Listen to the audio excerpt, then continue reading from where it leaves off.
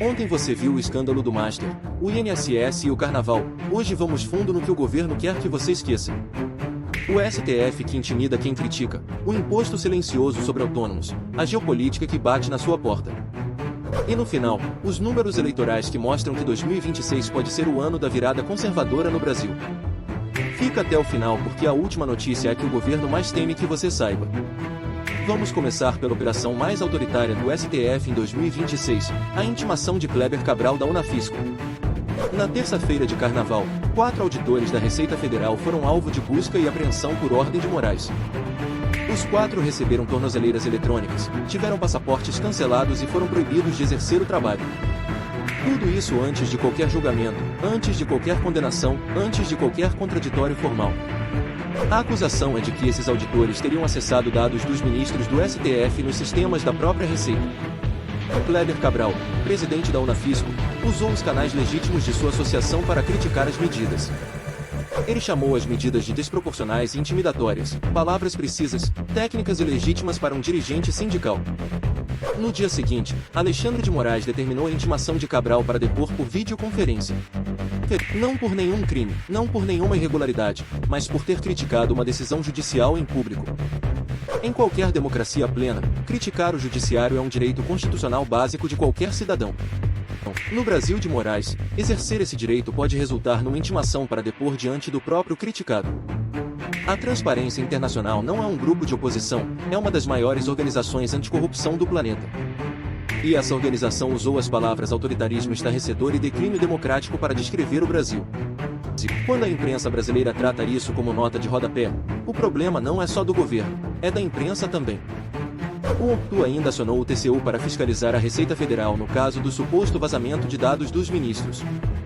A Receita que deveria fiscalizar o poder virou alvo do poder. Esse é o Brasil que o STF está construindo. E tem Flávio Dino, o outro ministro do STF indicado por Lula, que derrubou o concurso da PF no Maranhão. O mesmo Dino que governou o Maranhão por 6 anos e deixou o estado como um dos mais violentos do Brasil. Agora ele senta no STF, com cargo vitalício, e continua interferindo nos assuntos do seu antigo estado.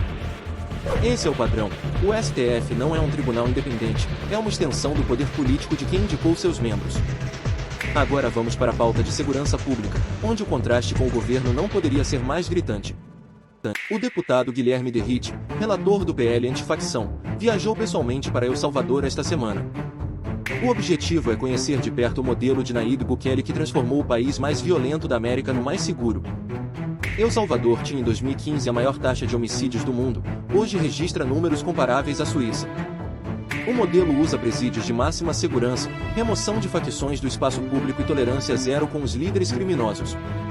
Enquanto Derrite busca soluções reais fora do país, o governo Lula ainda debate se grampo à esquerda ou direita.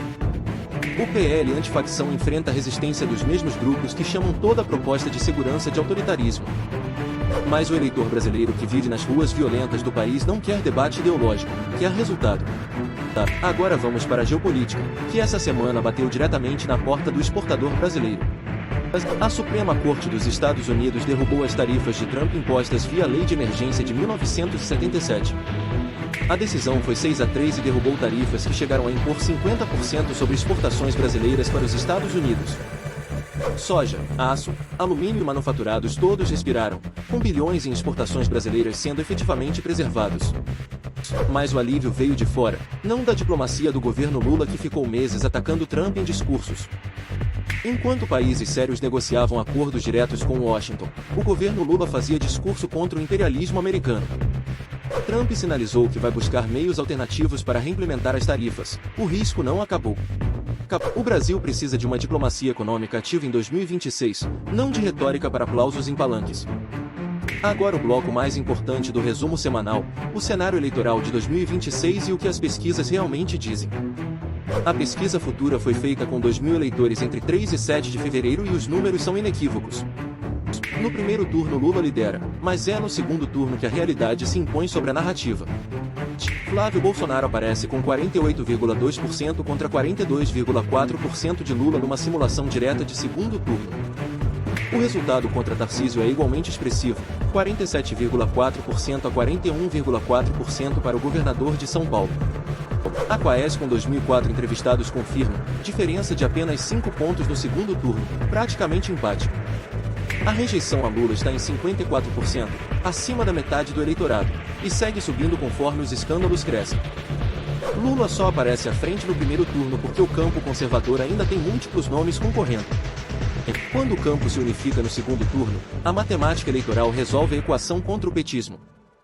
A janela eleitoral de 2026 está aberta, e o maior inimigo do campo conservador é a fragmentação prematura. E aqui precisamos falar de algo que conecta o cenário eleitoral com todos os escândalos que vimos essa semana. O orçamento 2026 reservou 4,9 bilhões de reais para o fundo eleitoral, quase 5 vezes o proposto originalmente.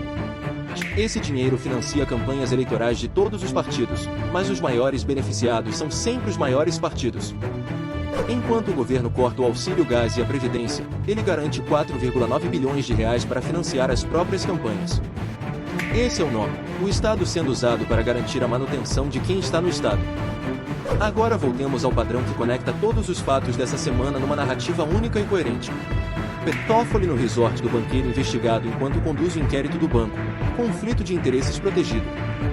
Moraes intimando um sindicalista por declaração crítica enquanto a Transparência Internacional denuncia autoritarismo no Brasil.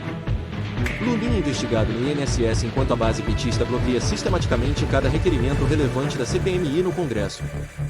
9,6 milhões de reais de verba pública no Carnaval enquanto o auxílio gás é cortado em 300 milhões de reais no orçamento. Selic a 15%, o maior juro em 20 anos, enquanto o governo Lula gasta com déficit fiscal sem limite há 3 anos. Cada um desses fatos parece isolado quando você lê o jornal, mas juntos eles formam um único projeto de poder. Proteger os aliados envolvidos em escândalos, bloquear as investigações no Congresso e usar o dinheiro público como ferramenta eleitoral.